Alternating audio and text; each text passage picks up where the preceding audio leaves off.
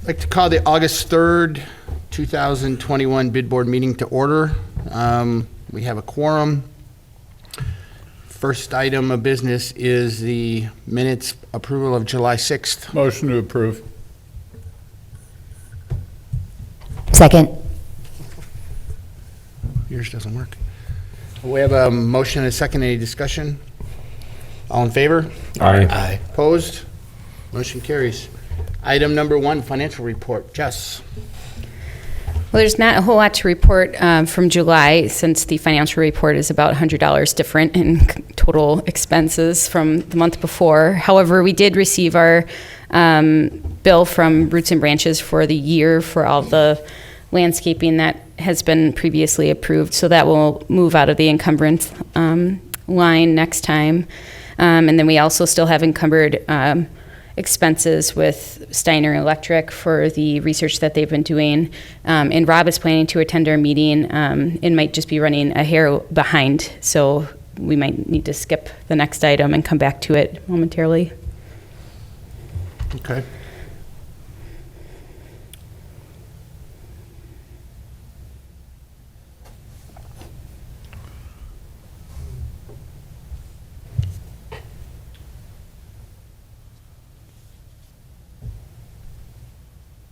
Do we need a motion to approve the financials?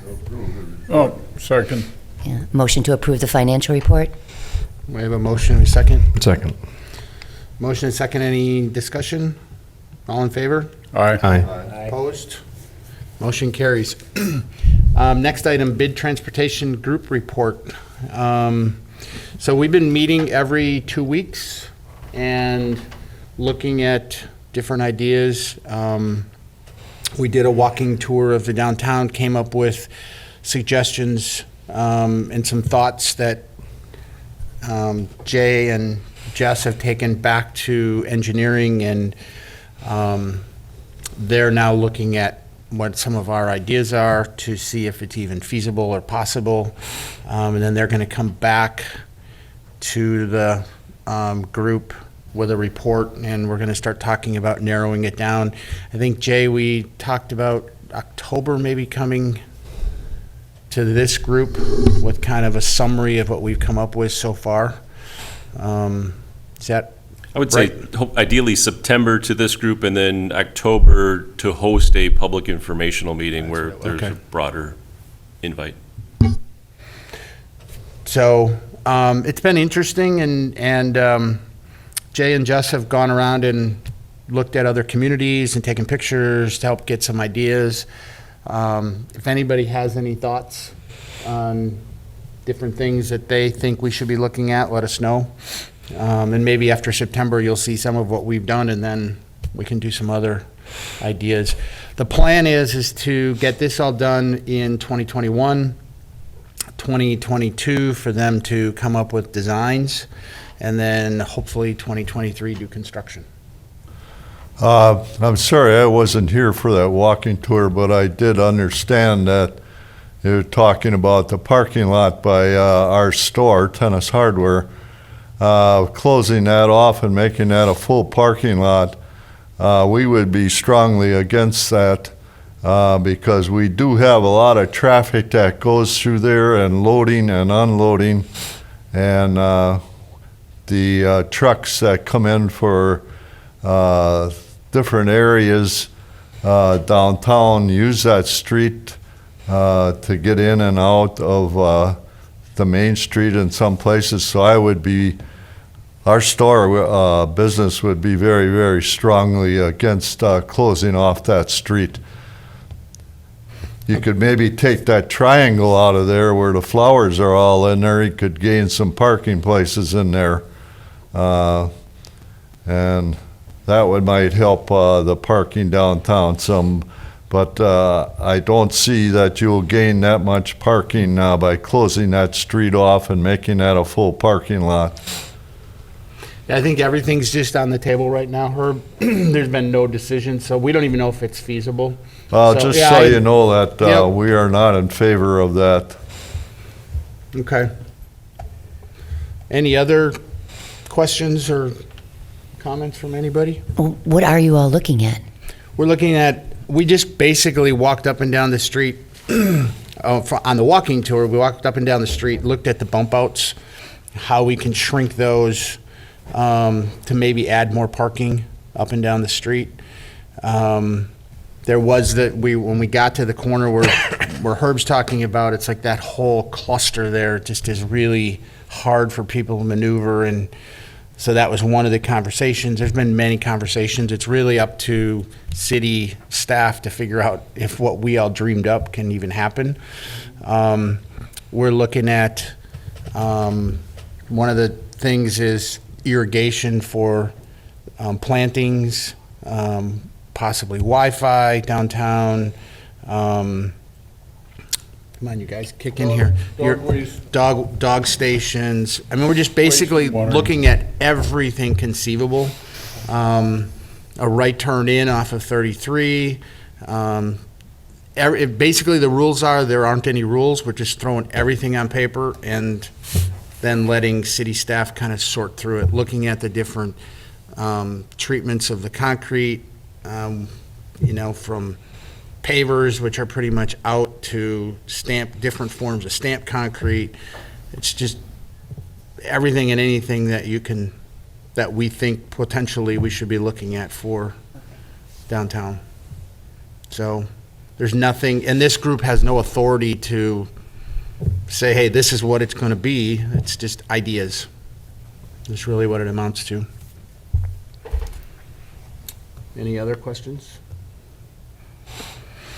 If not, we'll move on to item 4 as we wait for Rob from Steiner. Historic District update. So Nicole Bell, who's leading this project, is unable to be here today. She's on vacation, so I offered to give her update on the project and how it's going. She's been doing a good job at pushing it forward. It's definitely a lengthy process. So just to recap, she took photos of every building within the proposed historic district starting in the winter, but more so in the spring when some of the snow was gone. She needed to go back and get a few photos without vehicles or anything obstructing the view. So all of the photos were completed in April, along with a partial nomination completed to send to the Wisconsin Historic Preservation Office for their initial review. So she sent that in April, and they've had it. They had it until July, and helped provide some. They helped determine which buildings would be contributing and non-contributing. So there are 11 buildings that are still in question. So she's getting additional background information on, when the last time they did any major exterior facade improvements, took place, and all of that. They need to be within 50 years, and several other factors that go into play there. So she's working on that, and I would anticipate that we'll have the entire list of which buildings are they've determined to be contributing or non-contributing to the district this month. And our goal right now is to get the entire submission nomination done by September 15th. That's sort of the next deadline to get onto their next agenda, which is in November. So it's about a 75-day advance notice to get onto their agendas. There's a significant amount of narrative and historical content that needs to be added now, talking about the different styles of buildings and architecture. And so she's working a bit with the History Center downtown, and then also with our development office, who has a ton of records and historical data. So we're making good progress. It's a slow process, but my hope is that if we can get it in by September and they look at it in November, we have it by the end of the year. So that's our goal. Jess, does the downtown have to have like a percentage of businesses or buildings? It doesn't have to have like a set number? No, and most of them are considered contributing from what I understand. So, it looks really good right now, but not a percentage necessarily. So if somebody's building isn't contributing, Yep. is there a way for the building owner to appeal that if they want to be in it? Potentially. I mean, I think we can, when we get the list of which ones aren't in it, I think having a conversation with that office is, we can have that conversation with the SHPO office. They have a number of factors in how they determine that, so, which is why we're having them do it and not our team, because they know what goes into it and what drives those considerations.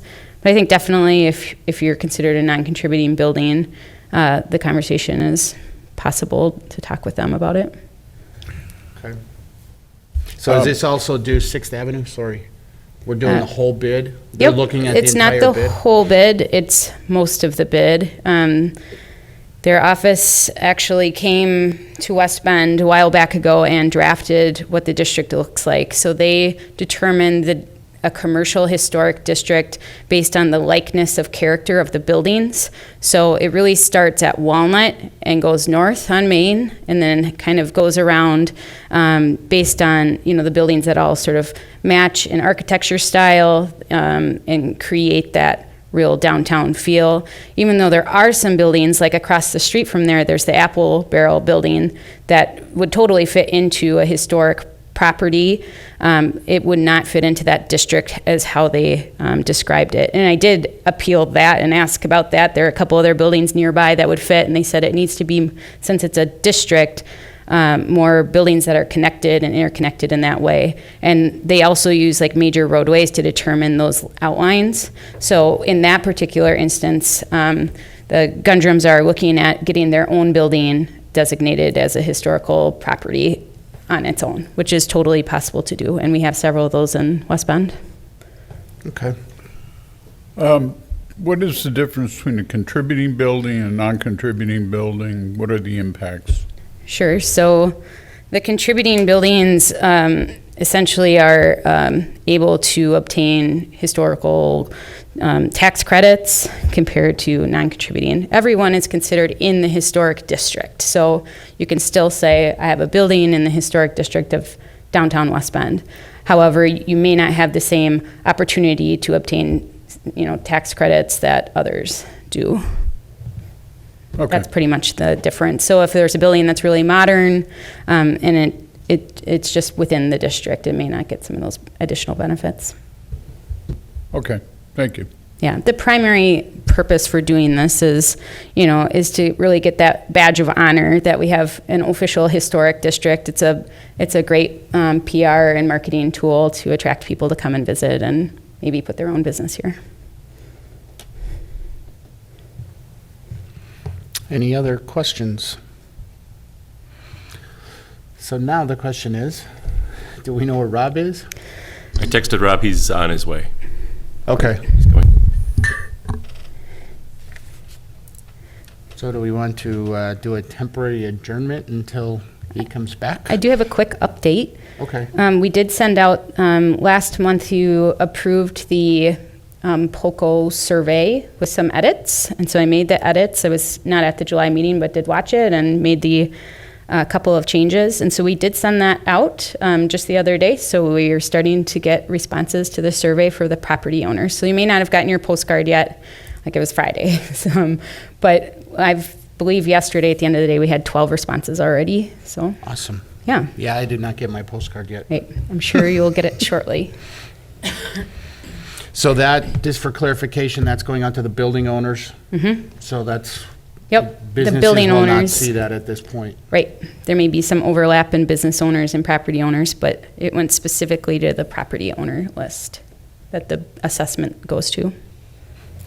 Jess, I did get my postcard, and for a strange reason, I don't know why, I paused before I did. I thought, well, yeah, I'm a building owner, but I'm also on the board. So are we looking for the input from others or us too? You too. Okay. Yep. Yeah, you own a building. Well, I get that. I think my opinion isn't well known, but I'll plan to provide a report on it in September. That'll give people enough time to complete it. And do you know the total that went out? it was about 100 or so. So we're at 102 we're at maybe. 12%. Didn't POCO provide us some statistics of their traditional response rate, which was shockingly low? They did. I think we've already crushed that. Probably. We're doing pretty well. I mean, to have 12, yeah, it's right. So it is pretty low. I mean, that participation rate. So I feel pretty good about it so far. It's only been a few Especially being days. since a few days, right? Yep. And I'm that- And you're gonna one more. Increase it by 1%. Yeah, you know. great. And that went to the entire bid. It did. Yep. The same list that gets the assessment in the mail. Okay. I think our hope was, Low expectations. well, didn't we hope for 20 plus or 30% Yeah. at least? In the 20s is what they typically say. Polko says if you can get a response that's in the 20s, God, I thought it was even less than And that. it's like doing well. six- Yeah. Yeah. Okay. Even lower. Yeah, it's good. Wow. So we're getting there. I feel good about the September date, having some data. Jess, are there any plans to follow up on people that don't respond? Are you going to ping them we and say, "Oh, certainly- did you remember your postcard?" Yeah, we certainly can. We did the entire mailing. So Polko provided us with all the templates for the postcard and how that works. And we were able to do it all in-house, printing it in this upstairs. And we're able to utilize like the lower cost of postage because of the size of the card and everything. So it was really a nominal cost to Come on up, do the Rob. mailing. So we could definitely do it again as a reminder, we if we discuss don't have that? a good turnout. Didn't we discuss Okay, some follow-up? thank you. Yeah. I thought so. Just one other question. It's going out to the business owners next?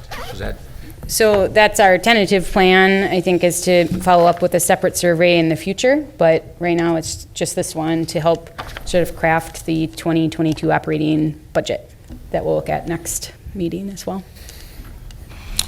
Good morning. Morning. Morning. So we'll go back to item 3, roof line light update. Yes, thank you. Sorry I was late. It was just got out of the YMCA Property Committee meeting, so appreciate your patience. So we'll go through a few updates from what we have done so far as the light bulb replacement and then the troubleshooting afterwards. So the troubleshooting was very minor at the end. There are a lot of sockets that are irreplaceable. You wouldn't be able to take the whole piece apart and replace individual sockets. So there are some of those that are out there. But there was a timer on the side of Casa Tequila.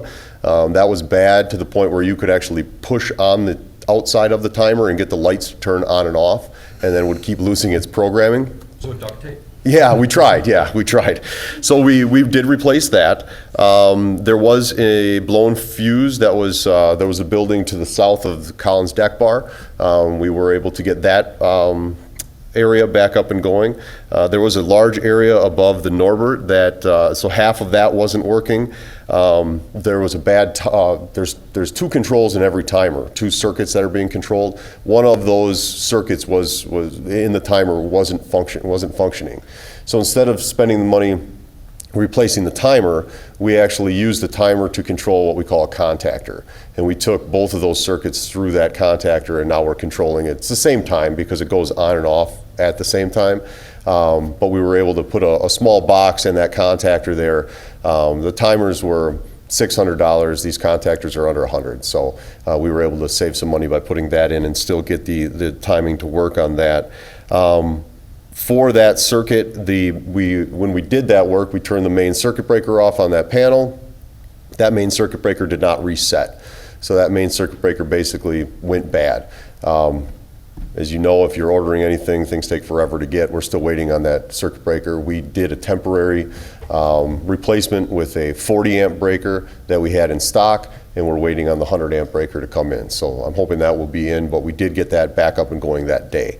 And then we did go through and reset all the timers. So I communicated with Jessica. We went back and forth as far as timing goes. I believe it's 8 p.m. to 2 a.m. There were a lot of different overtime, people entering different programs into it. We just cleared the whole thing. We cleared all of the old time sequences that were there in the past, and we went 8 p.m. to 2 a.m. That has its pros and cons to it. Number one, if you've ever been down there at night and you're like, well, why is that on? Why is that off? Why is that on? Now they should all be sequenced almost, as close as we can as you're resetting 15 timers, looking at your watch and trying to get it exactly the same as you go down. So it should be within, a couple seconds of each other, but we should give, in a 5-minute period of time, you should have all those lights on. The downside to that is that you will need to reset them. Just like any maintenance that you have on any systems that you have throughout your buildings or your facilities, you will need to reset that as the sun goes down sooner and sooner in the evening. We do have an alternate going into the budget of this design to add photo eyes. So the beauty of a photo eye is I can set it to go on at 4 o'clock in the afternoon, and if the sun is still out, it won't go on.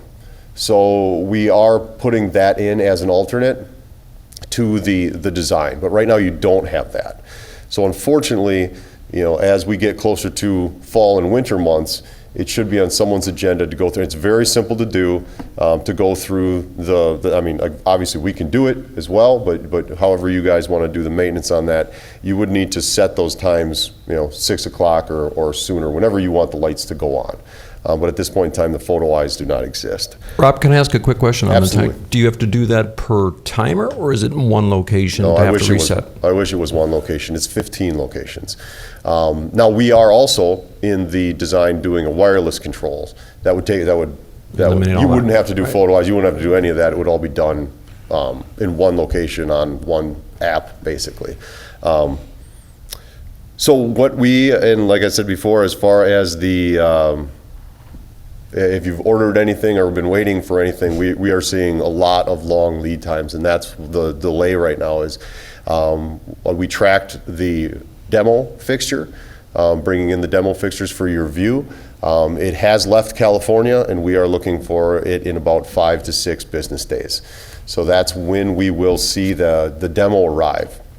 We have decided that in looking at our options of building light fixtures, that we are going to present you with the one option. It is a TokaStar option, so you have TokaStar now. The reason that we're doing that is because we did price out, we gave them a bill of materials that was, I would say, over 90% correct as far as what you would need to go from a replacement one for one from one end, south end to the north end.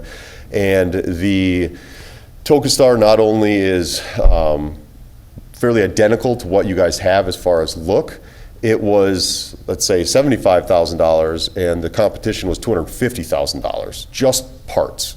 And it was, again, it's identical, almost identical to what you guys have. The other ones were, the options were much larger, bulkier track with much larger and bulkier light bulbs. So instead of the smaller ones, they were much larger. TokaStar kind of has that market nailed down as far as that look that you guys have now. It's a good manufacturer. It checks all the right boxes, and I didn't think presenting you guys with a $500,000 option compared to a $200,000 or $250,000 option that it would go anywhere. It wasn't worth it to get their demo in my mind. We are waiting for 20 feet of the TokaStar, which we purchased, to come in, and that's what should be in about 6 days. Yep, please go ahead. Quick question, back on timers.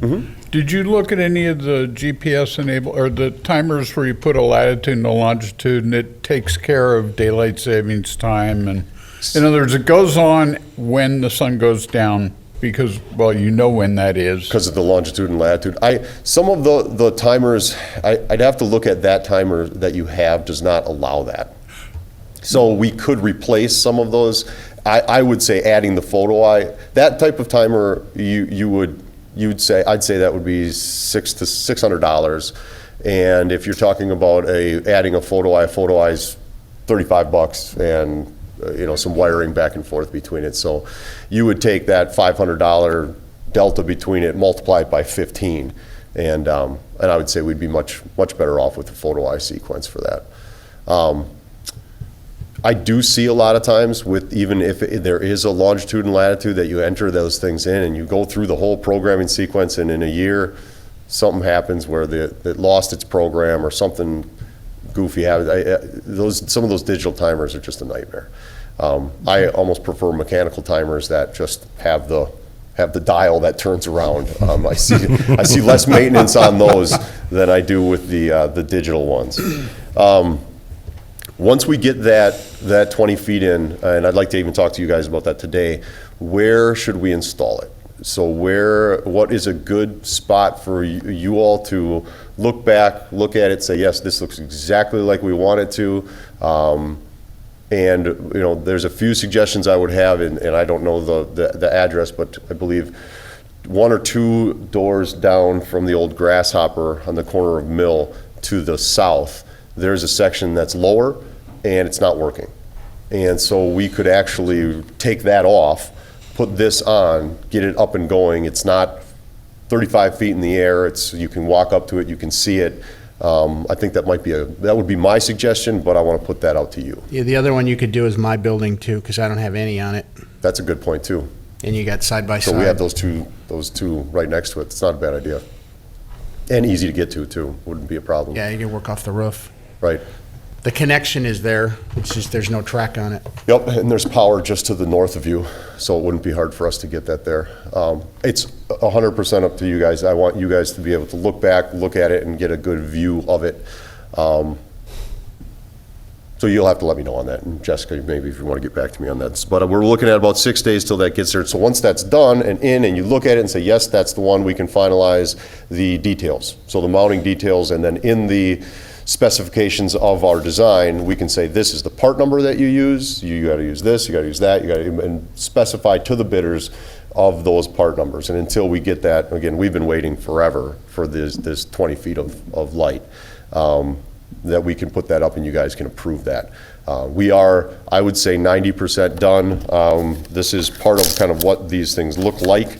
So this would be our front page, which shows you where the project is, all the specifications, all the details of where we're going, and then individually, we have drone pictures of all the buildings. So then you look at buildings have labels on them, and then they have the actual designs, notations of skipping over architectural features. So if you have brick that goes straight down and then layers back to another, kind of an elevation change, they need to take the wiring from point A to point B without light on that section. So we are working at how to maybe jump between the two with light, but if you even walk through downtown, you see it quite often. In between different architectural transitions, it doesn't necessarily have light on it. So we have different notations so that everybody's on the same page as where to have light, where to mount light, where not to mount light. Alternates, so that we do have alternates on those as well. The entire east side is an alternate. We do have some buildings, some sides of buildings, so not only going north-south, we do have some going east-west. For instance, and these are just alternates. So these are just, if you have them in the budget and it fits, or it's information for you for the future. Different areas like Mill Street, the two buildings on Mill Street. So if you come in the back way and you want to bring that light going down the sides of those two buildings, there will be alternates for that. Alternates for the side of like Sal's Pizza and the Ziegler building, because you have that walkway going through right there. So again, doesn't mean you have to do it. It only means that you have a price for it. It's completely separated out. You can piecemeal it together if it fits within your budget. So we have some of those. So again, the entire east side would be one. And then we have individual north-south sections, different areas of buildings that aren't lit now. For instance, Mike, your building, Tony, yours is different. We're actually going to talk a little bit about yours as well. And then the building to the north of BMO. So actually, those buildings don't have anything on those, and it would be almost nice to have that on that north face. So there's a lot. This is going to be like 20-something pages long, because the first part of it's going to be the as-builts that you guys paid for in 2017, so that bidders can look at it and say, okay, where is power that I can come off of? And then after that will be the new sheets, and then the individual alternate sheets would be in there too, so we can be very, very clear of who, what the contractors are pricing, that they're very clear on that, and separating it out. You don't want another $300,000 alternate. You want it pieced out so that if you have $25,000 and you want to take care of a few areas, you can do that. Like I said before, we're going to have an alternate for adding photo eyes and contactors, and then wireless controls.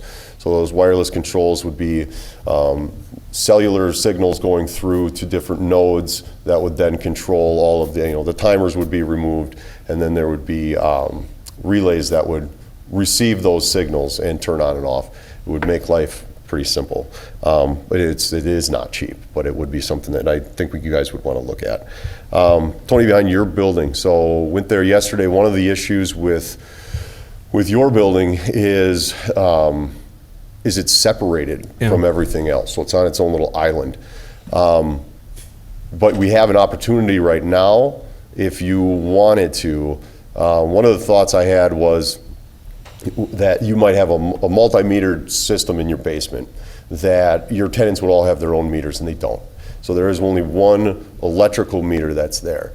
That becomes difficult because you really want, all these other 15 panels are on their own public meters.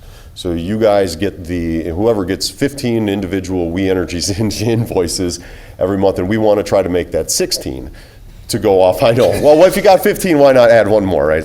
They're And on so, but looking at that, because you don't have that capacity in there, you would almost have to, the option would be that you would add a circuit that would be monitored with an individual privately owned meter. It's easy to do, but you'd put that meter in, then you'd connect it in with its own IP address. You'd be able to log into it, and then either Tony, you would transmit that information to Jess, or Jess, you would just sign in for that information. It just becomes another layer of kind of a pain. Option two would be that if you guys were to do something, that building just to the north of yours would theoretically have lighting on the top side of that, if we were to do the east side someday, okay? If that is the case, we could pipe down the side of that building next to yours, so run the power with the lighting on that top side, come down there, and if you go back there now, it's all gravel. So then we would take that circuit then underground in the gravel, and then up the side of the exterior of your building, where you have a little bit there now anyway. You have a condensing unit mounted on the side of the building, and then I believe you have a generator on your roof, so that you can have piping going up the side. We could then go up onto the roof and get that power there, controlling it from a public panel that you already have mounted on the kind of that patio area by Collins deck bar in the back there. I believe that would be your best option. So now the only thing you'd really have to do is grab a shovel, 20 feet of pipe, a couple caps, dig it down, poke it up on both sides, mount it, bid board or something on both sides, so no one, because they're going to be confused, I would think, if they're like, well, what is this for? Because there's pipes up going everywhere down there now. We could get that on both sides, cap it off, and you may never use it, but you may, and if you do, it would save you some money. So it is a possibility to do. I just don't know how we get permission, but who we talk to as far as all the guys from KS Energy or We Energies that's working down there now to say, hey, we're going to start, we're going to hand dig from here to here before any concrete gets in. There's a good amount of paver blocks that are removed right there. It would literally just take a couple of hours. So I think that's my property though, so why would we talk to K&S? I have no idea. It'd be Stuart Peterson and me agreeing on that, right? Right, and I think the other thing would be that there's going to be, once we get onto that east side, there's going to be stipulations in the bid basically saying that we need to talk to the city, we need to talk to the bid board, and we need to talk to the owners and get permission and lay out completely before any conduit is installed, where are you going to mount the conduit? What does it look like to get the 120 volts that is feeding the transformers now from the front of the buildings to the back of the buildings to feed the LED lighting back there? Because it's not, I guess you can't just say, we can do whatever we want. It is someone's private building. That said, we would mount conduit going down the side of that building to the north of you. And so we would need possibly permission ahead of time. Like, yeah, that's no big deal. In 2 years, if we decide to do that, that's not going to be a problem for us to do that. So that would be kind of the last piece of the puzzle. Once that would be done, then yeah, a shovel and 20 feet of pipe and a couple caps, and we'd be done with that. Well, I just agreed to let them mount their new gas meter on my property, so they owe me one. There you go. I think it would be more of a notifying K&S Yeah. and the parks that We're doing it. you're doing it versus, yeah.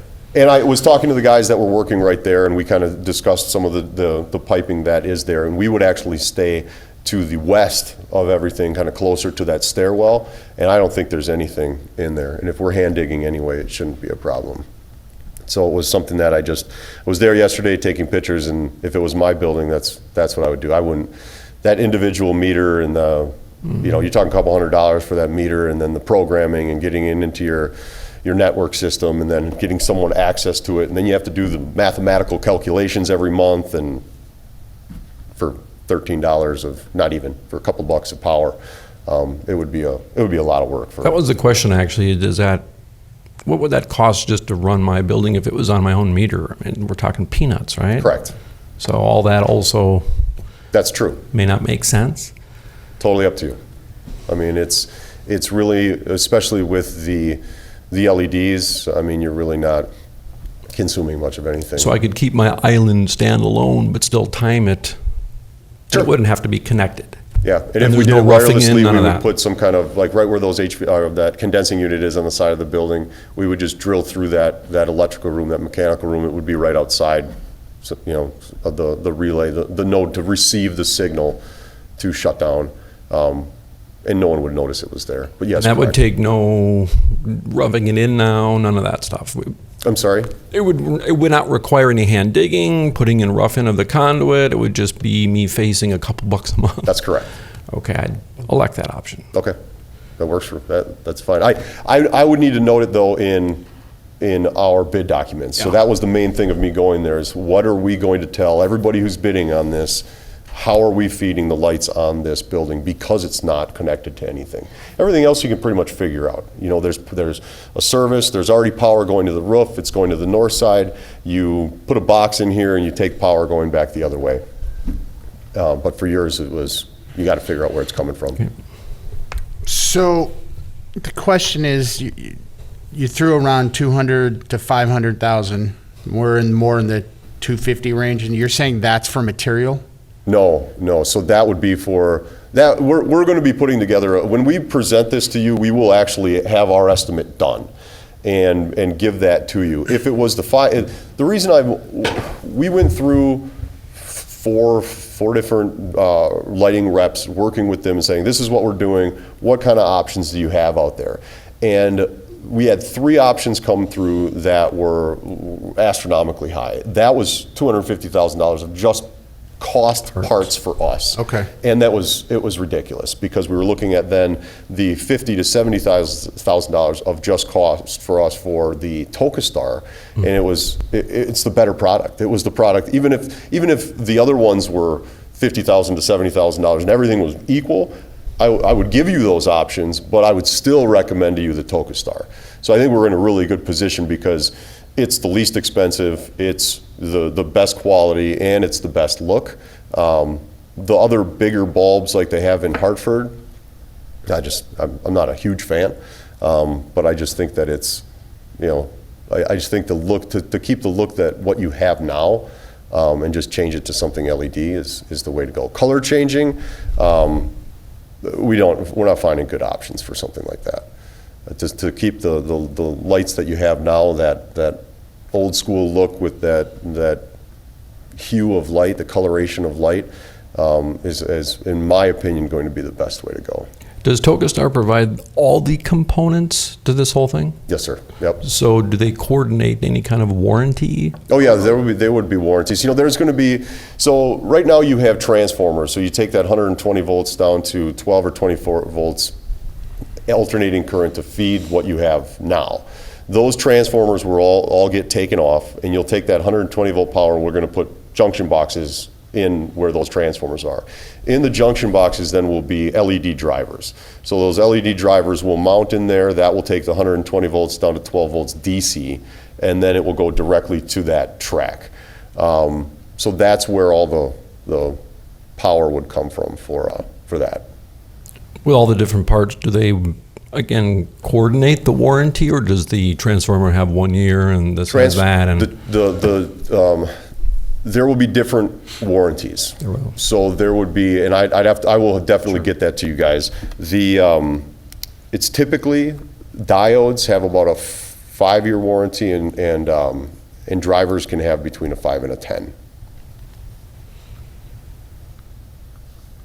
When you'll get when the job is complete, whoever does the job will be turning over as-built to you, created in CAD. So they'll have to create what circuit numbers are there. They'll have to adjust panel directories, because in 2017 when we did all the panel directories and everything, they need to adjust that so that you have an updated as-built. You'll have to have an updated as-built on how many drivers are put in and where. So if you did the east side, they'd have to put the locations of where those all are, and then they'd have to turn it over O&Ms to you. So operation and maintenance manuals. So you'll get everything that was installed and operation and maintenance manuals digitally or printed. Actually, I should ask you that. Do you want a printed version, or is it all electronic? Typically, it's all electronic now. But if you wanted a printed version, then I would have to put that in the documents so that someone would print it all for you and get it to you in a binder. When you would supply an electronic version, would that be, files that we would need to load onto a server somewhere, or something up on a cloud somewhere? What do Typically, you it's typically do? transferred to you guys on a thumb drive. So what you do with it after that is completely up to you. Same way with the 2017 as-built. I don't know where they're stored, but we store them on our cloud. So if you lose them at any point in time, all you got to do is call and I'll send them back to you. We'll save it to our network, so electronic is fine, Okay, from my perfect. perspective. Yeah, it's not going to be a ton of stuff. Sometimes we've had to print O&M manuals, and I've got binders that are this thick and 5 of them, and to me, it's where are you going to store all that stuff? And or are you going to lose it? It's more of an electronic world anyway. This one will be pretty simple. But really, the main thing is the as-built. So in 5 years, if somebody, the city electrician is going, well, what's not working here? We don't want them fumbling around figuring out where is this powered from. We want them to be able to go directly to the source and start the troubleshooting sequence and get out of there quickly. And that was the whole driver for the first time, is no one knew where the stuff comes from. So, and that is my update. This has taken a long time, and I do appreciate your patience with it. I'm hoping that demo gets here. It's like I say, I got an email that it was supposed to be here Friday, and it was supposed to be here yesterday, and now I've found it has left California, is what I've been told. So let's hope it gets here shortly. So to continue with the demo, would it be, it seems like it would be nice if we used Mike's building. Does anybody, Mike or anyone else, have any issue with proceeding with that when he gets it in?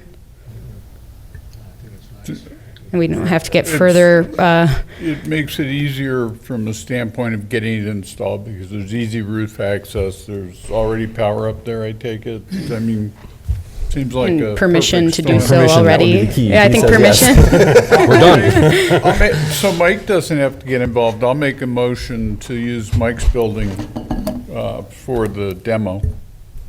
In the spirit of the commercial, I like Mike.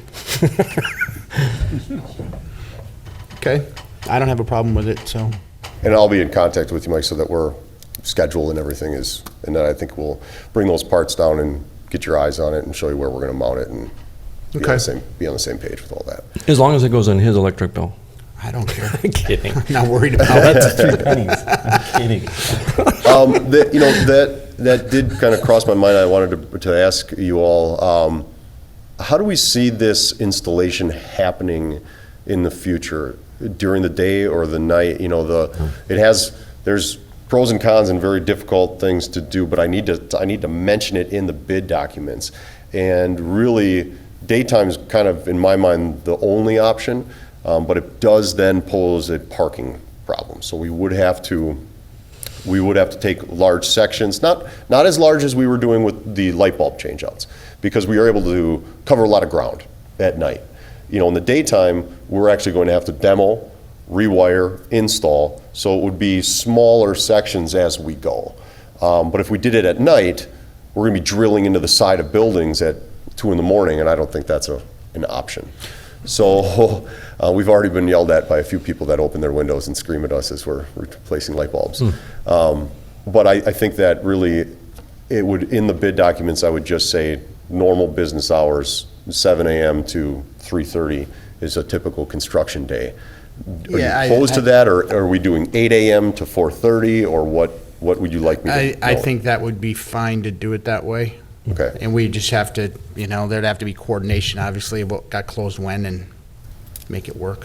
I think we can take the parking away as well, Rob, if that's something that you need to specify, that the construction company doesn't have to deal with the closing of the parking that Right. are. I think the electrical contractor should, though, turn over a plan to the city of sections per day, so that they're aware of what needs to get blocked off per day, and that would be part of the bid documents that they would have to turn That was over. very helpful when you did the updates recently with the Sure. It's very dates. easy to do. So, and it would just be a weekly conversation like, hey, we're ahead of the game, can you move it up a day kind of thing, and it just is a communication point.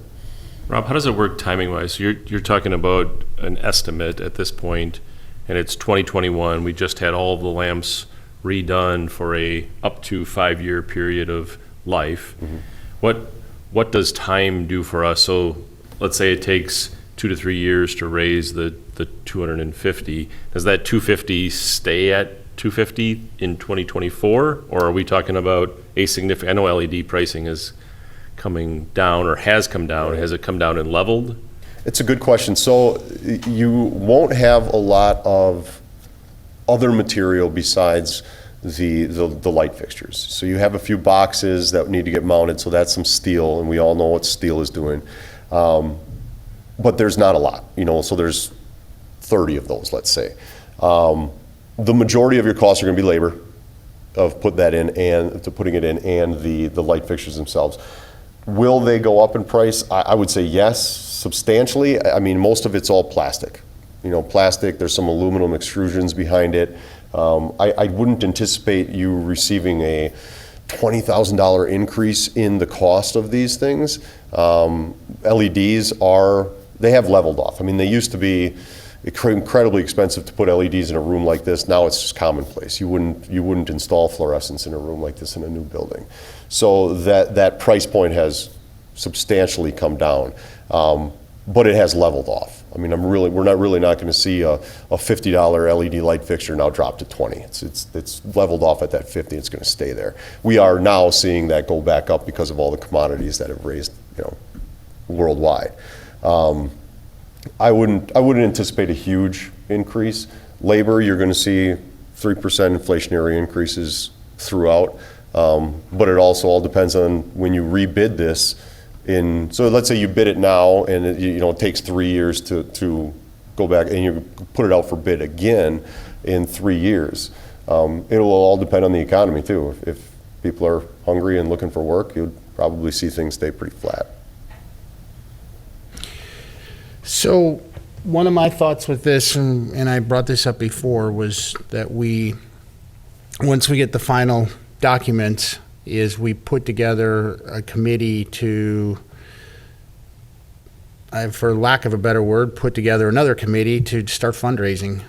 And I think we should talk to Hartford. I think some other communities did the same thing where they did a community outreach. I know when we talked about taking these lights down, there was this huge outpouring of public, you can't take the lights off the buildings. So at the same time, if there's that much love of the lights, then, we can maybe put together some kind of a fundraising effort where the bid put some of it. I don't see with the reconstruction of downtown plus this, that the bid can totally afford to do all this. I don't know what everybody else thinks, but I don't see that there would be a problem with putting together some kind of a fundraising program to, relight Main Street, and go from there.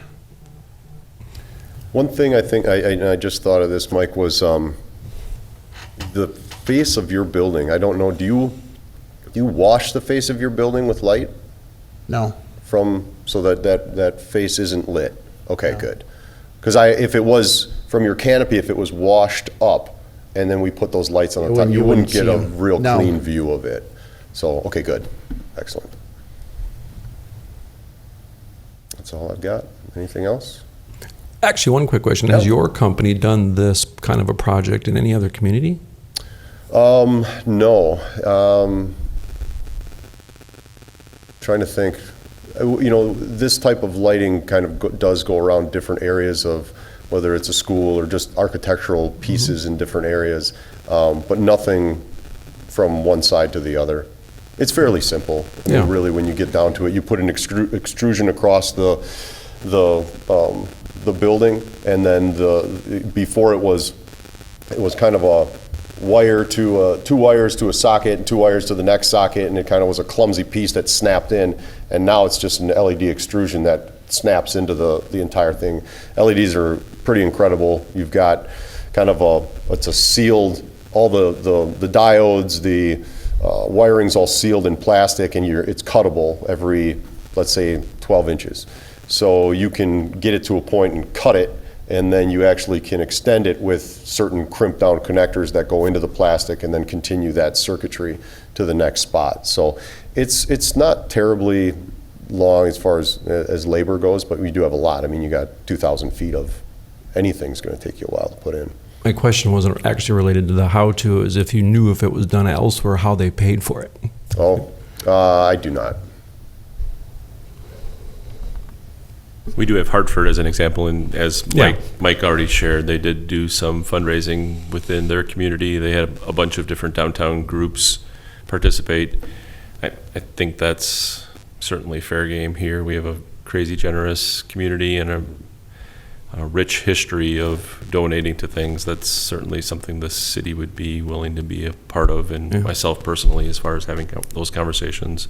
We're coming off the Beach House fundraise. I shouldn't say we're coming off it, we're still in it, but we've been able to raise a bunch of money from this very generous community for such an important item within our park system as the Beach House. And I would think, and I agree with Mike, and it's in the survey, that our community feels very strongly about the downtown lights, and I would like to think it's going to be a very positive fundraising opportunity.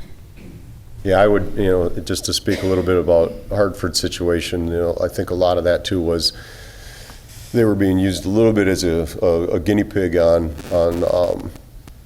that system that was installed. So they were doing some experimental systems, and there's pros and cons to that, obviously, but I believe they're struggling a little bit to get that system to work properly and be what they want it to be. I like more of the tried and true. Go with something that's... I don't think we want to be a guinea pig. No. My only reference to Hartford was regarding fundraising, not sure. the No, lighting. I know, but in my I've talked to opinion- Steve a few times. It sounds like it was a disaster. Yeah, it sounds like Rob's being nice. It would be a frustrating process to do something like that, to save a little bit. And I think that, even that look that they have of what that was that larger bulb look with the larger extrusions. Even if we went with a tried and true that made a look like that, I was floored when I got some of those prices back, and we just threw it to the side and we're like, that's a total waste of time.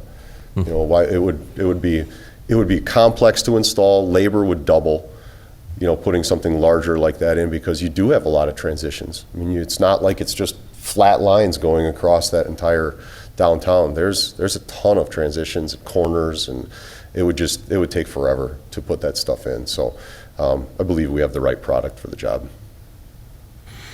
Okay. Any other questions for Rob? Otherwise, we'll wait for the next phase. Let Jess know when you're ready, and Yeah. and then call me, and I'll probably just connect you with my maintenance guy and Dan, and Perfect. they can get you up on the roof, and we can get it connected, and then we'll let everybody know when it's up and running. Sounds good. Well, I appreciate your patience, everybody, with waiting on the demo to come in, and I look forward to hearing your feedback on that. And like I say, once you all get together and look at that and say, yeah, this is exactly what we want, I'm willing to come downtown in the evening and discuss it with you, or however you want to do it. But once we have the green light, then we can actually put the physical details of how we want these things mounted to the buildings, and what parts and pieces and everything to use, so that everybody's kind of on the same page for the bid. And then we should be ready to wrap it up. Okay, great. Thanks. Okay, great, thank you all. Okay, any agenda items that anybody has burning right now for the next meeting? If not, get them to Jess, and we'll get them on the agenda. And if not, I'll entertain a motion to adjourn. Motion to adjourn. Second. All in favor? Aye. Thank you, everybody.